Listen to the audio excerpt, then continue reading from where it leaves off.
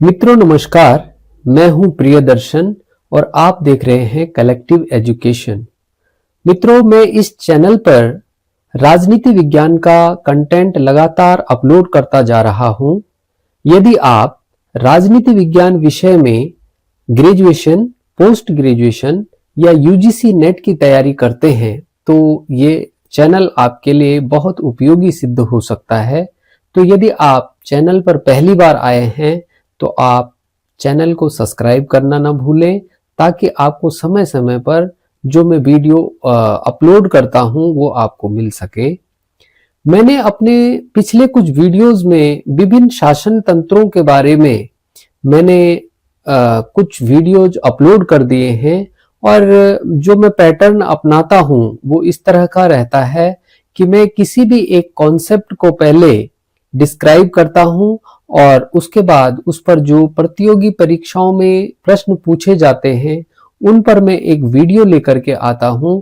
आप मेरी प्लेलिस्ट में इसको देख सकते हैं और आपको ये मिल जाएंगे कि जो विगत वर्षों में इन अवधारणाओं पर आधारित जो प्रश्न हैं उन पर आधारित मैंने पीछे प्लेलिस्ट में इस तरह के वीडियो आपको अपलोड किए हुए आपको मिल जाएंगे।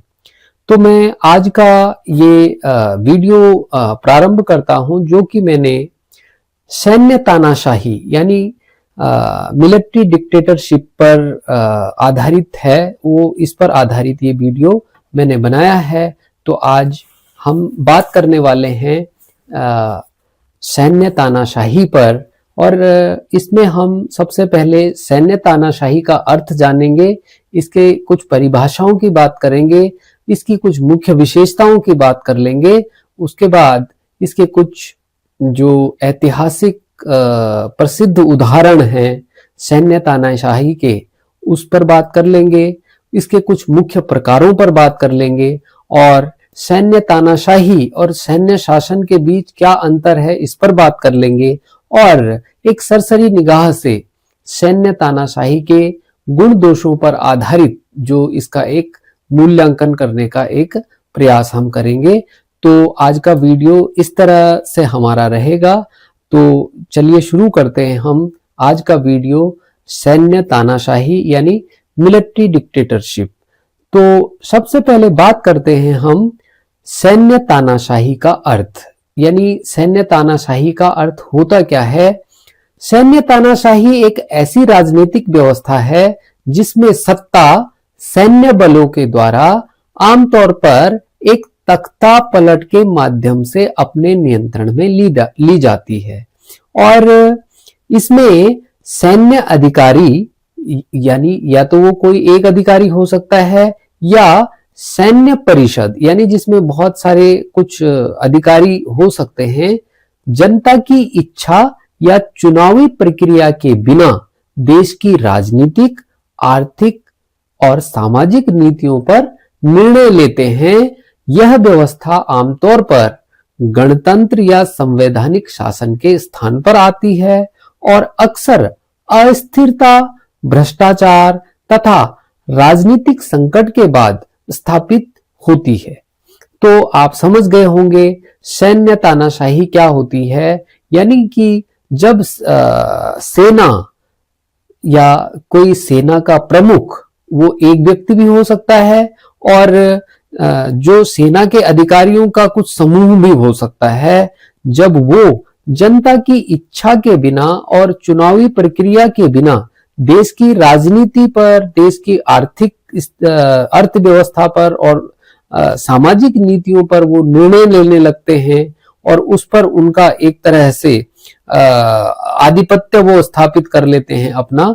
तो ऐसी स्थिति को ही हम सैन्य तानाशाही का नाम देते हैं और ऐसी स्थितियां अक्सर किसी भी देश में तब आती हैं जब किसी देश में अस्थिरता का माहौल हो, भ्रष्टाचार का माहौल हो या राजनीतिक संकट का माहौल हो, तो उसके बाद इस तरह की सैन्य तानाशाही आने की संभावना बहुत अधिक होती है। तो मैं समझता हूं आप सैन्य तानाशाही के अर्थ को समझ गए होंगे। अब बात कर लेते हैं हम इसकी कुछ प्रमुख परिभाषाओं की। सैन्य तानाशाही की परिभाषाएं क्या क्या हैं। सबसे पहली परिभाषा अमेरिकन पॉलिटिकल साइंस एसोसिएशन ने सैन्य तानाशाही को परिभाषित करते हुए लिखा है कि एक ऐसी शासन व्यवस्था जिसमें सैन्य अधिकारी अपने नियंत्रण में राजनीतिक शक्ति रखते हैं और उनके द्वारा लिए गए निर्णयों को कानूनी रूप से अथवा बलपूर्वक लागू किया जाता है।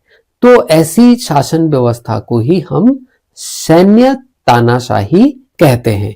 तो आप समझ गए होंगे कि ये एक ऐसी शासन व्यवस्था है जिसमें कि सैन्य अधिकारी अपने नियंत्रण में राजनीतिक शक्ति को अपने नियंत्रण में ले लेते हैं और अपने निर्णयों को वो चाहे कानून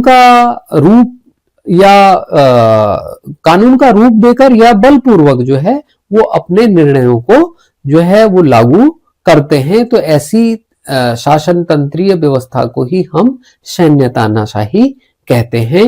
दूसरी जो परिभाषा है वह है John L hall and David Broomfield की, और इन्होंने सैन्य तानाशाही के बारे में लिखा है कि सैन्य तानाशाही वह शासन है जहां सैन्य बल न केवल राष्ट्र की सुरक्षा के लिए बल्कि राजनीतिक नियंत्रण के लिए भी उपयोग किए जाते हैं। यानी सैन्य तानाशाही सिर्फ वहां राष्ट्र की सुरक्षा ही नहीं करती बल्कि उस राष्ट्र के अंदर जो राजनीतिक नियंत्रण भी होता है वो भी सेना के पास चला जाता है। तो ऐसे शासन तंत्र को ही सैन्य तानाशाही का शासन तंत्र कहा जाता है। अगली जो परिभाषा है वो एक बड़े जाने माने पॉलिटिकल साइंटिस्ट हैं जेएनयू के डॉक्टर संजय कुमार। इन्होंने तानाशाही को परिभाषित करते हुए लिखा है कि सैन्य तानाशाही का जन्म अक्सर राजनीतिक अस्थिरता, आर्थिक संकट या सुरक्षा खतरे के दौरान होता है, लेकिन इसका जो अंत होता है यानी जो इसकी मृत्यु होती है या इसका अंत होता है वह लोकतंत्र की वापसी से होता है। तो इस तरह से डॉक्टर संजय कुमार जी ने सैन्य तानाशाही को परिभाषित किया है कि यह एक ऐसी राजनीतिक व्यवस्था है जो कि अक्सर राजनीतिक अस्थिरता, आर्थिक संकट तथा सुरक्षा खतरे के से पैदा होती है और जो इसका अंत होता है वह लोकतंत्र की वापसी से इसका अंत होता है। इसी तरह से इनसाइक्लोपीडिया ब्रिटानिका ने सैन्य तानाशाही को परिभाषित करते हुए लिखा है कि सैन्य तानाशाही एक ऐसा तंत्र है जहां सैन्य नेतृत्व राज्य के तीनों अंगों यानी जो सरकार के 3 अंग होते हैं, राज्य के तीनों अंगों कार्यपालिका, विधायिका और न्यायपालिका पर नियंत्रण कर लेता है। यानी राज्य एक अमूर्त अवधारणा होती है, आपको इस बात का ज्ञान है, और राज्य को मूर्त रूप प्रदान करता है सरकार। और सरकार के होते हैं 3 अंग, वो होते हैं कार्यपालिका, विधायिका और न्यायपालिका। तो इनसाइक्लोपीडिया ब्रिटानिका में यह लिखा गया है कि सैन्य तानाशाही दरअसल वह शासन तंत्र है जहां कार्यपालिका, विधायिका और न्यायपालिका पर सेना अपना नियंत्रण स्थापित कर लेती है। तो उस तंत्र को कहा जाता है सैन्य तानाशाही। तो मैं समझता हूं कि अभी तक आप सैन्य तानाशाही यानी मिलिट्री डिक्टेटरशिप के अर्थ को और इसकी परिभाषाओं को आप अच्छी तरह से समझ गए होंगे। मैं विद्यार्थियों से यह अपील करता हूं कि जब भी आप मेरा वीडियो देखें तो आप निश्चित रूप से अपने पास एक पेन और एक कॉपी अवश्य रखें, और जो मैं आपके लिए ये स्लाइड बनाता हूं ये आप अपने पास नोट कर लें। चाहे तो आप अपना स्क्रीनशॉट लेकर के इसके आप नोट्स बना लीजिए, आपको अपनी परीक्षाओं में ये बहुत उपयोगी सिद्ध ये होंगे। अब आगे मैं बात कर लेता हूं कि सैन्य तानाशाही के जो प्रमुख विशेषताएं हैं वो क्या क्या हैं। तो सबसे पहली विशेषता होती है जो मिलिट्री डिक्टेटरशिप में, वह यह होती है कि अक्सर यह देखा गया है कि तख्ता पलट द्वारा सत्ता की प्राप्ति होती है। यानी अधिकांश यह देखा गया है कि जितनी भी सैनिक तानाशाहियां हैं वो जो है तख्ता पलट के बाद के माध्यम से ही सत्ता में आती हैं।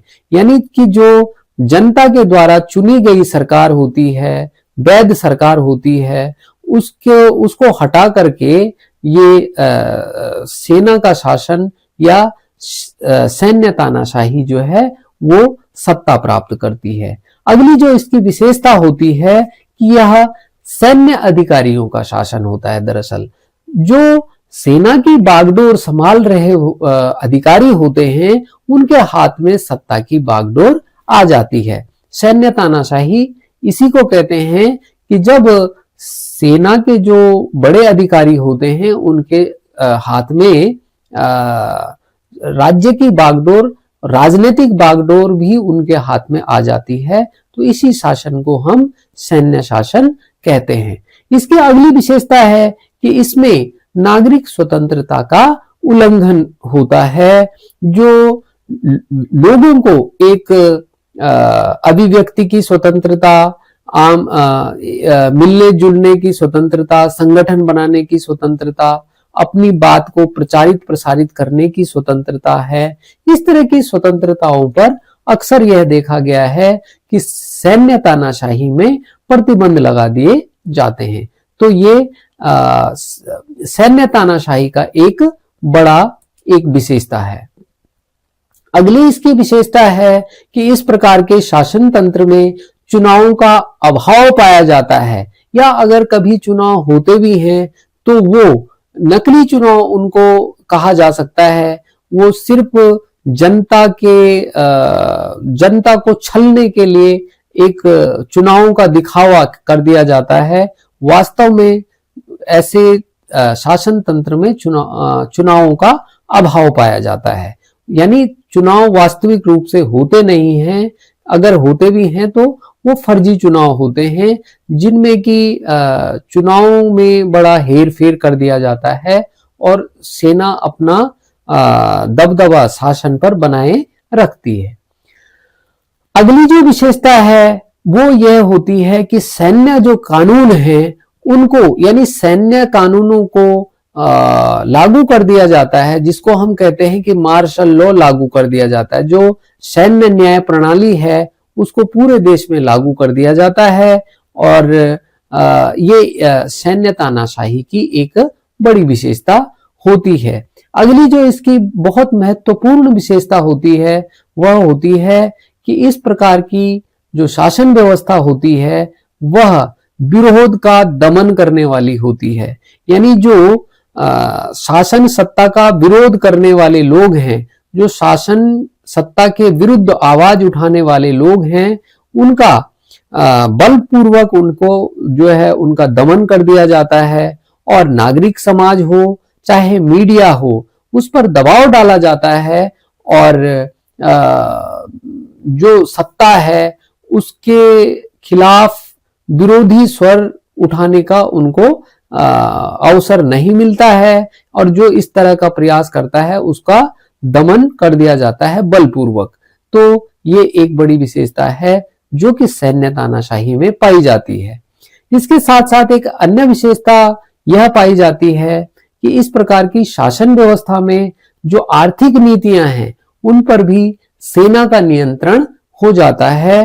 अर्थव्यवस्था पूरी तरह से सेना के नियंत्रण में होती है, और अक्सर निजीकरण या राज्य नियंत्रित अर्थव्यवस्था इस प्रकार के मॉडल में पाई जाती है। या तो निजीकरण भी हो सकता है और राज्य नियंत्रित अर्थव्यवस्था भी हो सकती है, लेकिन इस पर जो नियंत्रण होता है, मूल रूप से जो नियंत्रण होता है वह सेना का नियंत्रण इसमें ज्यादातर देखने को मिलता है।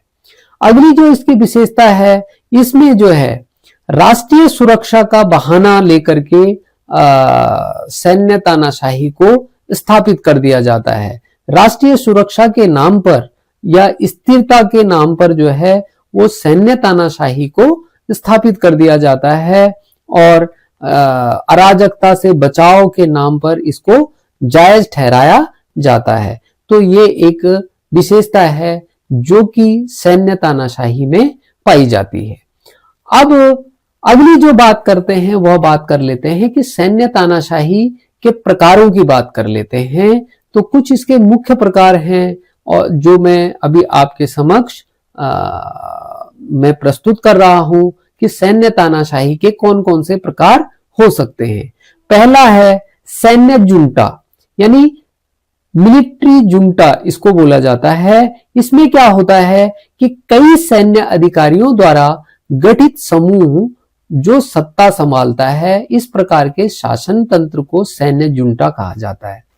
अब आप लोगों को स्पष्ट हो गया होगा कि मतलब उसमें एक अधिकारी के द्वारा ये सैन्य तानाशाही नहीं लागू की जाती, बल्कि सेना के कई अधिकारियों के द्वारा क्या होता है कि एक मिले जुले रूप में सैन्य जुंटा के माध्यम से सैन्य तानाशाही को लागू कर दिया जाता है। और इसका जो उदाहरण है वह उदाहरण है 1973 में जो चिली में ऑगस्टो पिनोशे ने इस तरह की एक प्रयास किया, और प्रयास ही नहीं किया बल्कि उन्होंने इसको लागू किया। चिली में 1973 से 1990 तक ऑगस्टो पिनोशे ने जो है वहां पर इस प्रकार का शासन तंत्र चलाया, और उनके साथ और भी जो सैन्य अधिकारी थे उन लोगों ने 1973 से 1990 के बीच में चिली में इस प्रकार का शासन चलाया। दूसरा जो प्रकार होता है, यानी पहला प्रकार आपको समझ में आ गया होगा कि इसमें क्या होता है कि सेना के कुछ अधिकारी का एक समूह होता है जो कि मिलिट्री डिक्टेटरशिप किसी देश में लागू कर सकता है। और उसका उदाहरण मैंने आपको बता दिया कि जो चिली में 1973 से 1990 के बीच में ऑगस्टो पिनोशे जो थे, उनके नेतृत्व में इस प्रकार का जो जुंटा सैन्य जुंटा यानी मिलिट्री जुंटा का जो ये प्रयोग था वो उन्होंने वहां पर स्थापित कर दिया था। और 1973 से 1990 के बीच में चिली में ये प्रयोग सफलता से उन्होंने किया था। अगला जो प्रकार है वह है एकल सैन्य तानाशाह, यानी सिंगल मिलिट्री डिक्टेटरशिप। इसमें क्या होता है कि एक व्यक्ति होता है जो सैन्य बल के आधार पर शासन करता है। इसका उदाहरण जो है वो फ्रांसिस्को, जो कि स्पेन में 1939 से लेकर के 1975 के बीच में इन्होंने वहां पर शासन किया। और इसी प्रकार का उदाहरण जो है वो पाकिस्तान में परवेज मुशर्रफ, जो कि 1999 से 2008 के बीच में इन्होंने सत्ता संभाली पाकिस्तान की। तो ये एक व्यक्ति के या एकल सैन्य तानाशाह का एक उदाहरण है। तो मैं समझ गया हूं दूसरा प्रकार आप समझ गए होंगे कि दूसरा जो सैन्य तानाशाही का प्रकार होता है वह इस प्रकार का होता है कि इसमें एक व्यक्ति क्या होता है, सैन्य प्रमुख होता है और वो सैन्य बल के आधार पर शासन पर नियंत्रण कर लेता है और राजनीतिक सत्ता को अपने हाथ में ले लेता है। और इसका उदाहरण मैंने आपको बता दिया है, फ्रांसिस्को फ्रैंको, जो कि स्पेन में 1939 से लेकर के 1975 तक, और पाकिस्तान में परवेज मुशर्रफ 1999 से लेकर के सन 2008 तक आप इसका एक अच्छा उदाहरण इसको देख सकते हैं। अगला जो प्रकार है उसमें क्या होता है, सैन्य नागरिक सहयोग, यानी इसमें क्या होता है कि मिलिट्री और सिविलियन का एक हाइब्रिड मॉडल होता है जिसको कि एक सैन्य तानाशाही का ही एक रूप माना जाता है। और इसका जो उदाहरण है इसमें क्या होता है, पहले आप ये समझ लीजिए, इसमें क्या होता है कि एक सैन्य अधिकारी होता है जो शासन करते हैं, लेकिन वो नागरिक नेताओं को भी उसमें शामिल करता है। और इस प्रकार का जो उदाहरण है वो थाईलैंड में 2014 के बाद इसका प्रयत्न किया गया था। वहां पर हुआ क्या था, थाईलैंड में 2014 के बाद सेना ने एक संविधान का मसौदा बनाया और उसे जनमत संग्रह के आधार पर उसे स्वीकृत किया। हालांकि सेना का प्रभाव उसके बाद भी रहा, लेकिन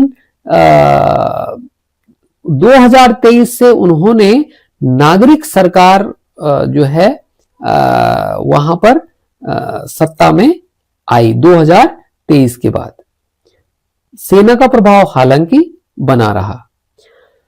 इसी प्रकार जो अगला जो प्रकार है इसका एक है सैन्य तानाशाही के बाद लोकतंत्र की वापसी। तो इसका जो उदाहरण है ये वो पहले तो इसको समझ लें कि इसको ये है क्या। इसमें क्या होता है कि जो सैन्य शासन होता है वो अस्थायी होता है और चुनाव के लिए तैयारी कराता है। यानी सैन्य शासन लगा तो दिया जाता है, लेकिन वो एक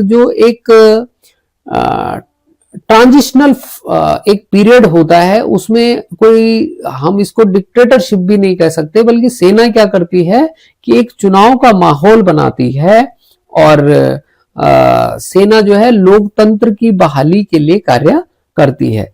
तो यही जो है ब्राजील में 1964 से 1985 तक जो है वो सैन्य शासन रहा, लेकिन इसके बाद सेना ने लोकतंत्र की बहाली की और 2023 में जो है वो ब्राजील में फिर से लोकतंत्र की बहाली हुई। इसी तरह से यहां पर जो है अर्जेंटीना का भी एक उदाहरण हो सकता है। इसमें क्या है कि अर्जेंटीना में भी आप लोग अगर आपने पढ़ा होगा तो 1976 से 1983 तक जो है यहाँ सैन्य शासन रहा और 1983 के बाद यहाँ सेना ने लोकतंत्र की बहाली के प्रयास किए। और हालांकि सेना का प्रभाव ऐसा नहीं है कि सत्ता में नहीं रहा, बहुत प्रभाव रहा, लेकिन उन्होंने उसके साथ साथ लोकतंत्र की वापसी के लिए प्रयास किए और उसमें वो सफल भी रहे। हालांकि कुछ हद तक सत्ता में सेना का दबदबा भी बना रहा। तो ये भी एक प्रकार होता है सैन्य तानाशाही का। एक सैन्य तानाशाही का एक और प्रकार होता है जिसमें सैन्य तानाशाही के साथ राष्ट्रवाद यानी नेशनलिज्म और मिलिट्री डिक्टेटरशिप को एक साथ मिला करके एक सैन्य तानाशाही लगा दी जाती है। और इसका बहुत अच्छा उदाहरण है जापान। 1930 के दशक में जो है जापान में जो है राष्ट्रवाद के नाम पर जो है सैनिक तानाशाही वहां पर अपना ली गई थी। और आप लोग जानते हैं कि ये सैनिक तानाशाही वहां पर 1945 तक जारी रही, जब तक कि द्वितीय विश्व युद्ध में मित्र राष्ट्रों के द्वारा उनको हरा नहीं दिया गया, तब तक वहां पर ये सैन्य तानाशाही जारी रही। तो ये एक बहुत अच्छा उदाहरण है सैन्य तानाशाही और राष्ट्रवाद।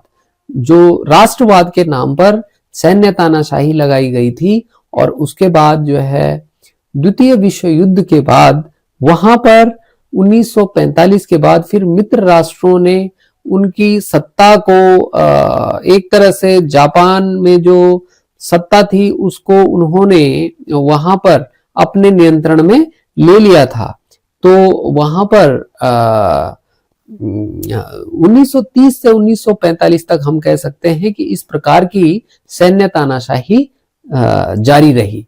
तो मैं समझता हूं कि आपने ये 5 प्रकार उदाहरण के साथ आपने समझ लिया होगा। कुछ और उदाहरण देख लेते हैं कि इतिहास में ऐसे कौन कौन से उदाहरण रहे हैं। जैसे हमने बात की चिली में 1973 से 1990 तक जो है वो ऑगस्टो पिनोशे ने तख्ता पलट किया था 1973 में, और उन्होंने तख्ता पलट करके वहां पर सत्ता संभाली थी और एक ऐतिहासिक उदाहरण रहा जो चिली में 1973 से लेकर के 1990 तक। इसी प्रकार से पाकिस्तान इस बात के लिए बहुत कुख्यात रहा है। 1958 से 1971, 1977 से 88, 99 से 2008 जो है क्रमशः जो जनरल अयूब खान, जनरल जियाउल हक और जनरल परवेज मुशर्रफ ने सैन्य शासन चलाया है पाकिस्तान में। तो ये बात आपसे छिपी नहीं है।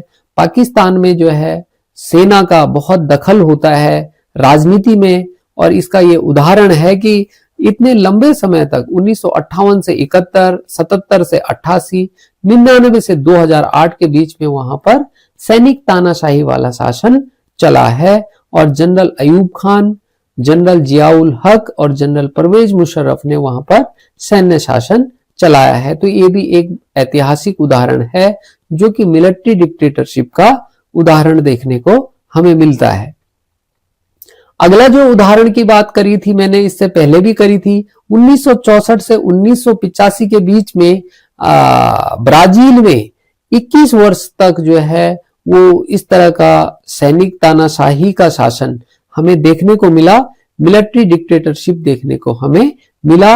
और अर्जेंटीना में 1976 से 1983 के बीच जो है जनरल जॉर्ज विडेला के नेतृत्व में जो है सैनिक तानाशाही देखने को मिली। इसके साथ ही जैसे म्यांमार में 1962 से 2011 के बीच में जो है वो सैनिक तानाशाही रही, और 2011 से लेकर के 2021 के बीच में जो वहां पर एक नेत्री रही हैं आंग सान सूकी, इन्होंने बहुत जो एक बड़े लंबे संघर्ष के बाद वहां पर एक लोकतांत्रिक सरकार बनाने का प्रयास किया, और उसमें वो सफल भी रही। उन्होंने नेशनल लीग फॉर डेमोक्रेसी नाम से एक दल बनाया, और उसमें उनको सत्ता प्राप्त हुई भी, और उनके इस कार्य के लिए उनको आप लोग जानते हैं कि उनको नोबेल पुरस्कार भी मिला है आंग सान सूकी को। तो लेकिन फिर हुआ यूं कि 2021 में एक बार फिर से सैन्य शासन वहां पर स्थापित कर दिया गया, और जो एक सपना था कि जो म्यांमार में लोकतांत्रिक सरकार कंटिन्यू करेगी, वो फिलहाल वहां पर पूरा होता हुआ दिखा नहीं, बल्कि 2021 से एक बार पुनः वहां पर सैन्य शासन वापस आ गया। तो ये कुछ उदाहरण देख सकते हैं हम, जैसे कि मैंने अभी आपको बताया कि 2021 में जो है वहां सैन्य शासन ने जो है फिर से तख्ता पलट करके और एक नागरिक सरकार को बर्खास्त कर से फिर से म्यांमार में जो है वो सैनिक शासन को स्थापित कर दिया। इसी प्रकार सूडान में 2021 से वर्तमान तक जो है सैन्य अधिकारी अब्देल फत्ताह अल बुरहान ने जो है वो नागरिक सरकार को बर्खास्त कर दिया, और वहां पर जो है एक सैनिक तानाशाही को स्थापित कर दिया। तो ये इसी प्रकार से बर्किना फासो में 2022 से वर्तमान तक कर्नल इब्राहिम ट्रोआरे ने तख्ता पलटकर शासन संभाला। नाइजर 2023 से वर्तमान, ये कुछ उदाहरण हैं जो कि आप देख सकते हैं। इसी प्रकार थाईलैंड में 2014 से 2019, और अभी भी वहां पर जो शासन चल रहा है थाईलैंड में, वो उसमें हालांकि नागरिक जो है सत्ता वो नागरिक समाज को दी गई है, लेकिन सेना का प्रभाव आज भी वहां पर जो है वो काफी हद तक देखने को मिलता है। तो ये आप देख सकते हैं कि ये भी एक बड़ा उदाहरण है। वहां जनरल प्रयुत चान ओचा ने 2014 में तख्ता पलट किया, और अब भी राजनीति में वहां जो है वो सेना का प्रभाव बना हुआ है। तो ये कुछ उदाहरण हैं जो हम सैनिक तानाशाह के रूप में और मिलिट्री डिक्टेटरशिप के रूप में हम देख सकते हैं। अब कुछ बात कर लेते हैं कि जो सैनिक तानाशाही है या सैन्य तानाशाही है, इस प्रकार के शासन तंत्र में कौन कौन से गुण पाए जाते हैं। तो अक्सर देखने को मिला है कि स्थिरता और कानून व्यवस्था ऐसी शासन तंत्र में जो है वो स्थिर शासन और जो कानून व्यवस्था है वो बिल्कुल अच्छी बनी रहती है, ये एक इसका गुण है।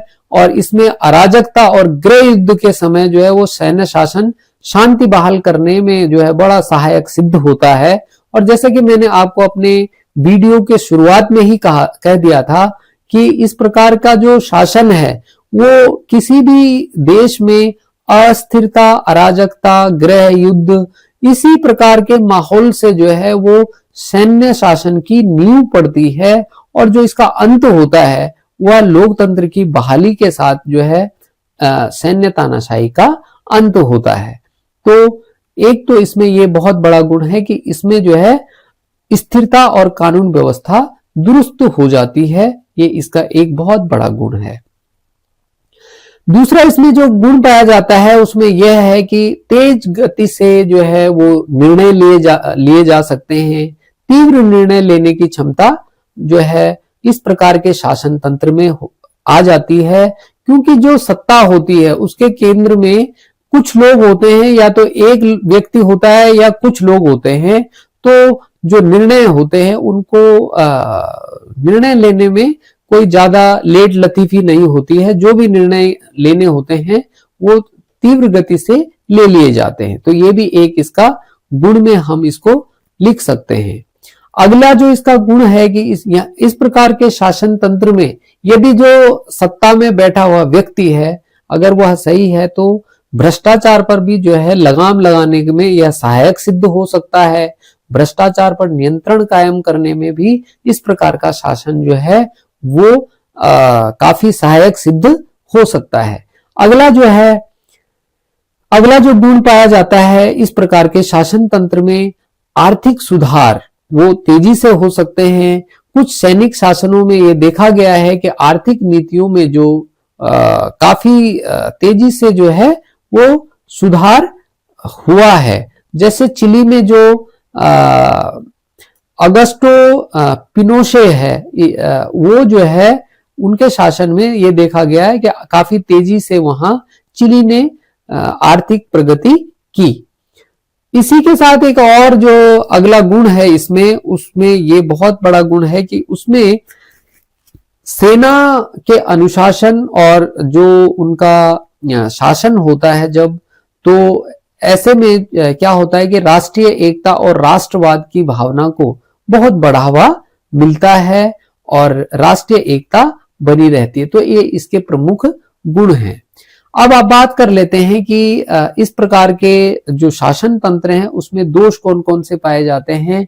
तो सबसे बड़ा दोष तो यह होता है कि इस प्रकार के शासन तंत्र में मानवाधिकारों का बहुत बड़ी मात्रा में उल्लंघन होता रहता है, और जो लोग सत्ता के विरुद्ध आवाज उठाते हैं उनकी गिरफ्तारियां, उनको यातनाएं देना, उनको गायब कर देना और उनको तरह तरह से प्रताड़ित करना ये आम बात होती है। तो इस प्रकार के शासन तंत्र में मानवाधिकारों का खुला उल्लंघन होता है, इससे कोई जो है डिनाई नहीं कर सकता है। इसी प्रकार से क्या होता है कि लोकतांत्रिक अधिकारों को बहुत नुकसान होता है, क्योंकि क्या होता है चुनाव नहीं होते हैं, स्वतंत्र मीडिया, निष्पक्ष मीडिया नहीं होता है, विपक्ष की आवाज दबाई जाती है। तो इस प्रकार की शासन तंत्र में हम ये एक बड़ा दोष देख सकते हैं।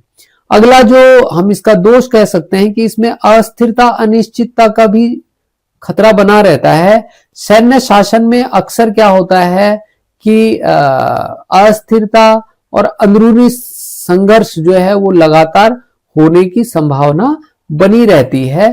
तो ये एक बड़ा जो है इसका दोष इसमें देखने को मिलता है। इसके साथ ही क्या होता है कि आर्थिक असमानता इस प्रकार के शासन में लगातार बढ़ती जाती है। हमने कई बार यह देखा है कि अक्सर जो आर्थिक नीतियां हैं वो कुछ विशेष वर्गों के हितों में बनाई जाती हैं, और जो आम जनता है उसको उसका लाभ नहीं मिलता है, बल्कि कुछ विशेष वर्ग के लोगों को ही उसका अधिक लाभ मिलता है। तो इस प्रकार के शासन व्यवस्था में हम ये देखते हैं कि इसमें जो है आर्थिक असमानताओं को बढ़ावा मिलता है, यानी गरीबी और अमीरी की खाई लगातार इस प्रकार के शासन में बढ़ती जाती है।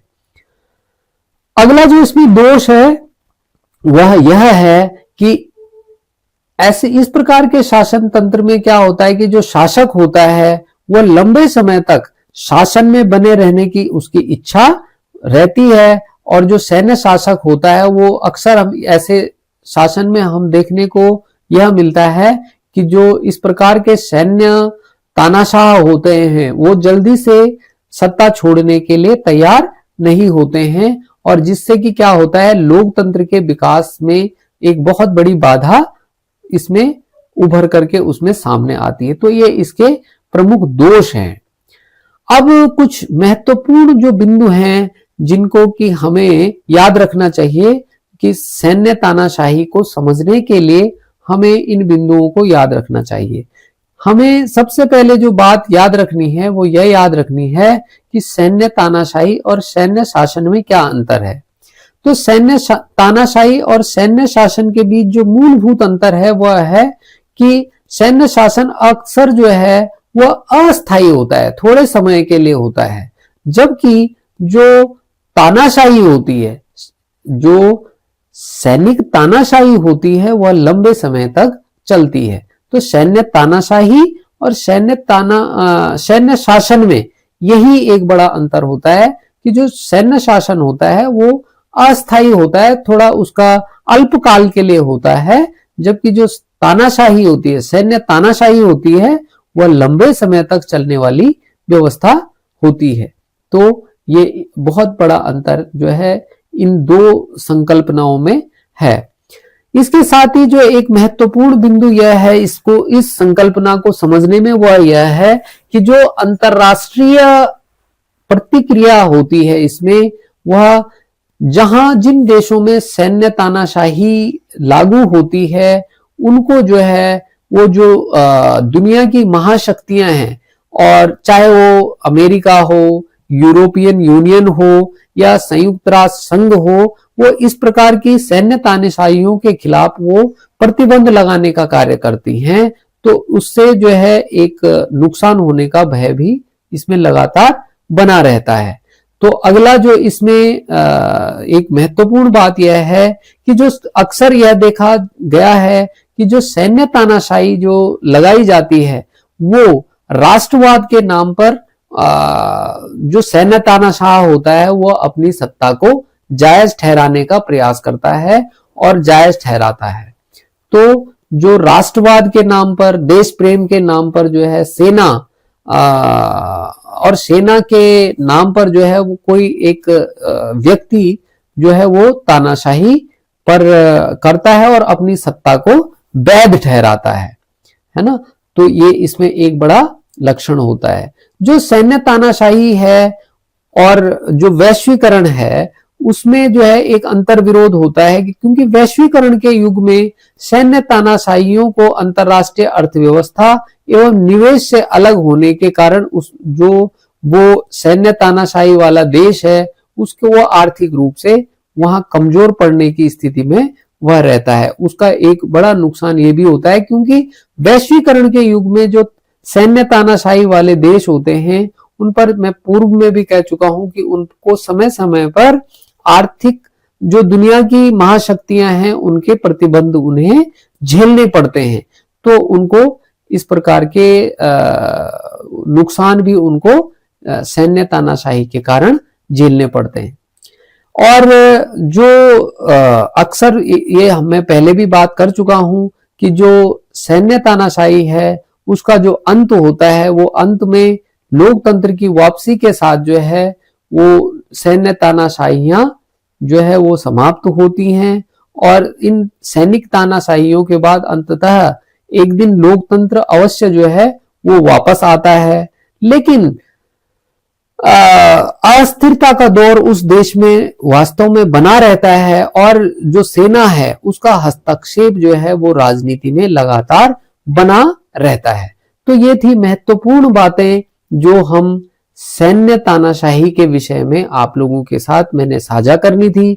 निष्कर्ष रूप में हम कह सकते हैं कि सैन्य तानाशाही एक ऐसी व्यवस्था है जो आमतौर पर अराजकता, राजनीतिक अस्थिरता या भ्रष्टाचार के बाद स्थापित होती है तथा यह शासन तेज निर्णय लेने और स्थिरता लाने का दावा करता है, लेकिन इसकी कीमत में जो लोकतांत्रिक मूल्य हैं, मानवाधिकार हैं और नागरिकों की स्वतंत्रता है वह चली जाती है और ऐतिहासिक रूप में अधिकांश सैन्य तानाशाहियां अस्थिर रही हैं और अंततः जनता के दबाव में तथा आंतरिक संघर्षों के कारण वे गिर गई हैं और आधुनिक विश्व में लोकतंत्र और मानवाधिकारों के महत्व के बढ़ते जागरूकता के साथ सैन्य तानाशाहियों की वैधता और लोकप्रियता लगातार घटती जा रही है। इसलिए यह व्यवस्था